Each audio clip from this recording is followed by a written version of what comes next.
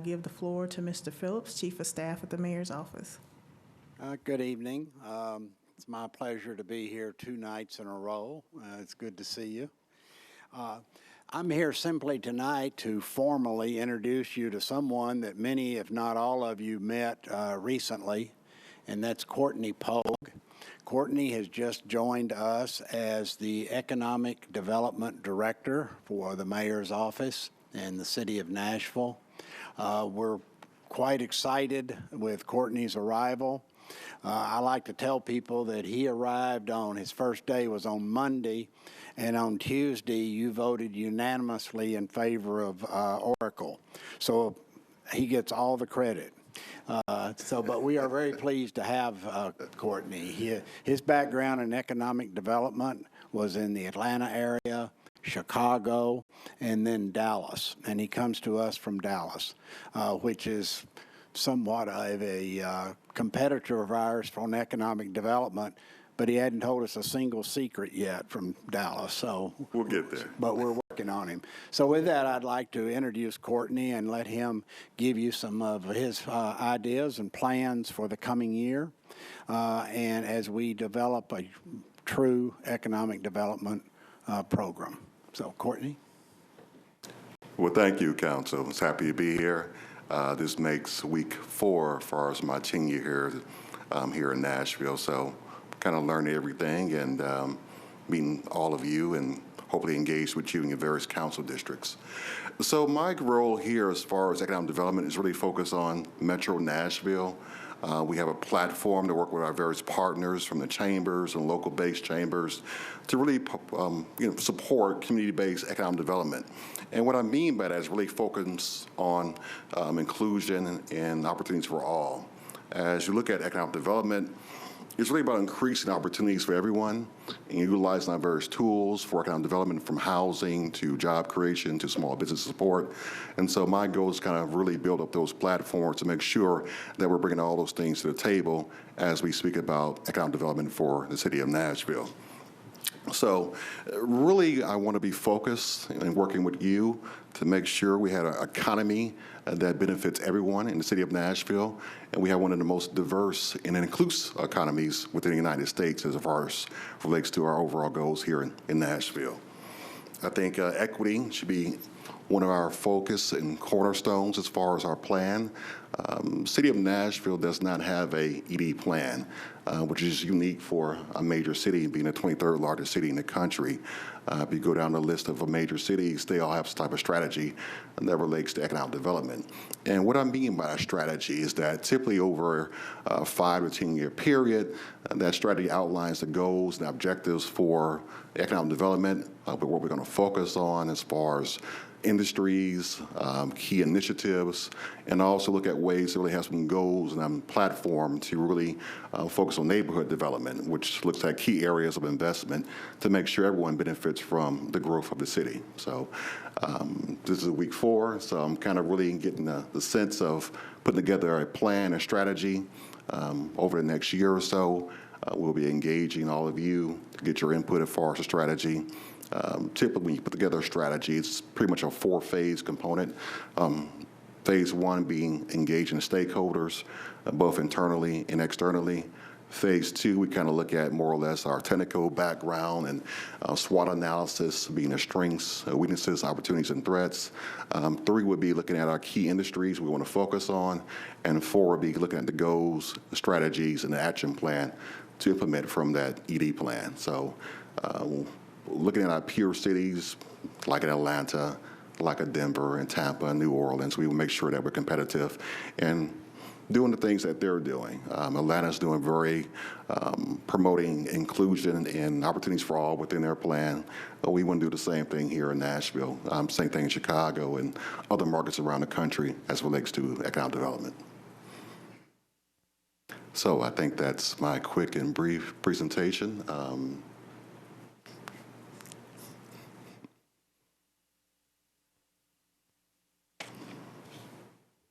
Councilwoman Allen.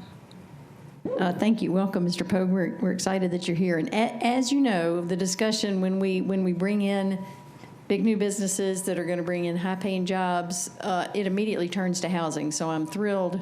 Maybe I can back away. I'm thrilled to know that you've also got a background in housing as well, and that you're looking at this from an equity and inclusion standpoint. So can you, I guess, begin to give us an idea of how we can answer the questions that we always get, of how,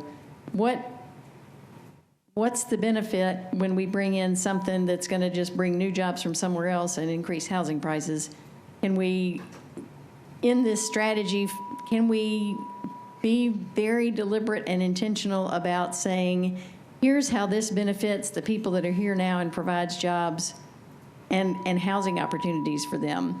And I'd love to, I know that's been a focus of yours in other cities, and it's a question that we are faced with every time we get the opportunity to vote on economic development package. And clearly, those have been beneficial to Nashville, so we're not saying let's don't do those, but it always brings up attention.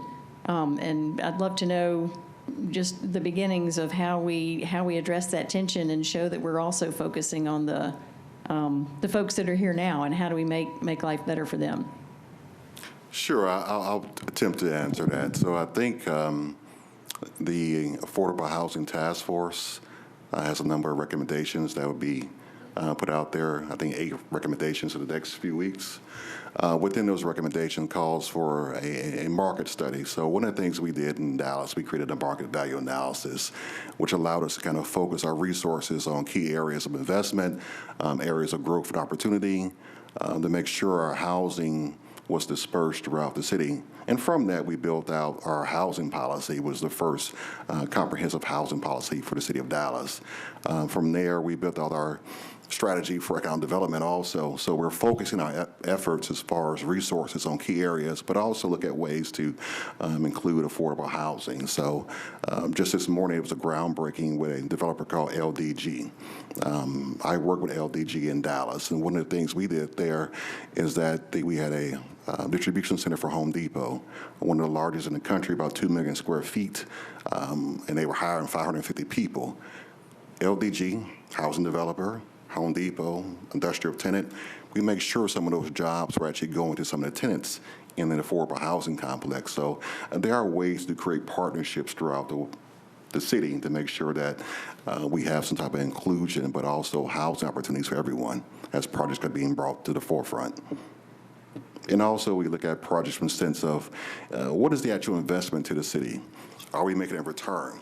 When is our break-even analysis? Things that are very critical to really show that the taxpayers are getting a return on their investment by job creation, but also how many jobs are being created, how much are we putting in per job, but also when is the point where breaking even on this investment from tax dollars and other impacts from a transaction.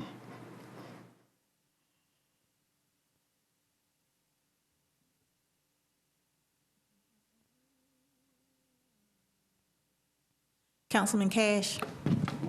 Thank you. I agree with Councilmember Allen that that affordable housing is a key piece in economic development and bringing companies to Nashville. I think there's another concern, and I've been on a special committee that's looked into it, and that's child care. I mean, we have a school system for our 5-year-olds to 18, but there are many parts of town where we have a dearth of good child care options for those that are 6 weeks to ready for pre-kindergarten. And so I hope that as we attract businesses that helping, like if there are businesses that want to include childcare as a part of their business, or if they're or as a part of their facilities, or businesses that don't want to do that but may want to help partner with a child care center to provide some child care for some of their workers. And I especially think that as we strive to be equitable, that we have to think about, like, most single parents that might struggle with this are more than average going to be women. So I do hope that, and I think providing these child care, making sure that we're looking at child care options, and I don't mean government schools, but just helping these businesses find options, because there are many places in our city where we lack those options. So I hope, it's not really a question, but I hope that'll be a part of the thinking as well. Thank you. Absolutely. I do have a little background on utilizing and building out child care centers and utilizing block grant dollars and new market tax credits, and also utilizing the spread from a new market tax credit transaction to pay for operating subsidies for child care centers.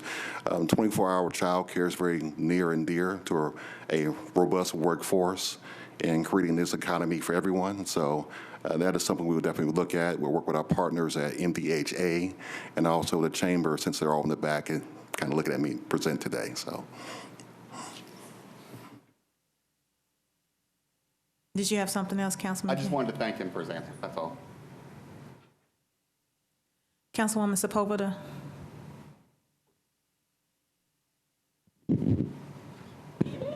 Thank you, Chair, for recognizing me, even though I do not sit on this committee. And welcome to Nashville. Thank you. So I just had a question.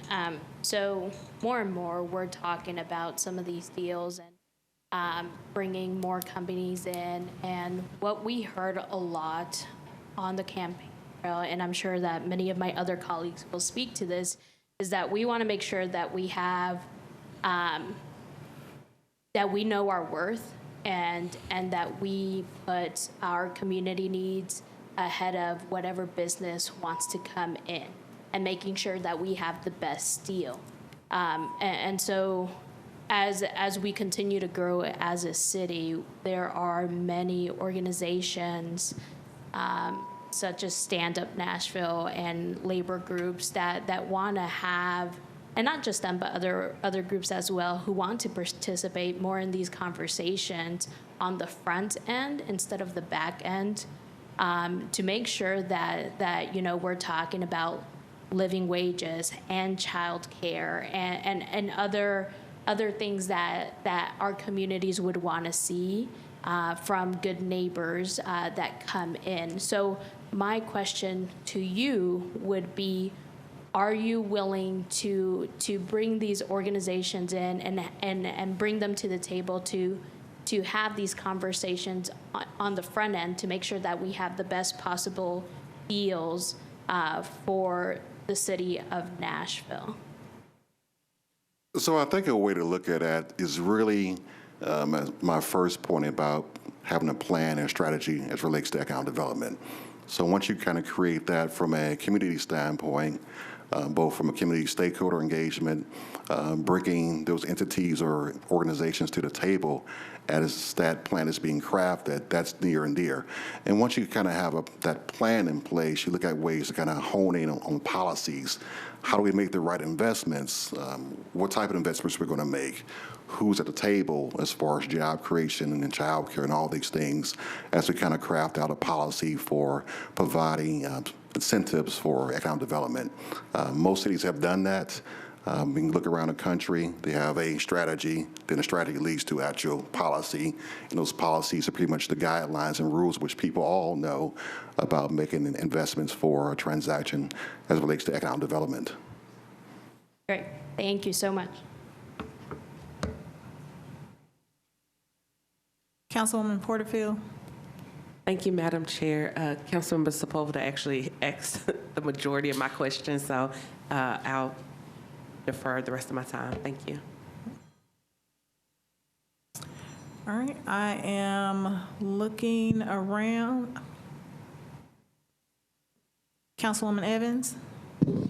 Thank you for recognizing me. One selfish question that I had that's not related to the budget at all. When we were originally elected, I remember meeting your predecessor in the office, and one of the things that they were going to do was go out to all of our districts and, take a look at your district and see what economic opportunities you have out in your community. Is that something that's on your radar in this position, to get to know at a district level as opposed to just the kind of hub of? That is on my radar. I think your colleague, Ms. Van Rees, kidnapped me and actually took me out to her district first. So I would like to actually go out with all of you and I guess over the next few months, kind of look at your various districts and look at opportunities as far as investment. Of course, attraction is what we do as far as the policy, but also small business development, entrepreneurship, workforce development. And those are the key components of really having a three-legged stool as relates to my industry of economic development. So you got to look at all those things together, the attraction, retention, expansion. They look at, entrepreneurship and small business and then workforce. And so you have this three-legged stool of the industry. So yes, we will be going out and doing some tours and doing some site visits and looking at opportunities and doing some research and so on.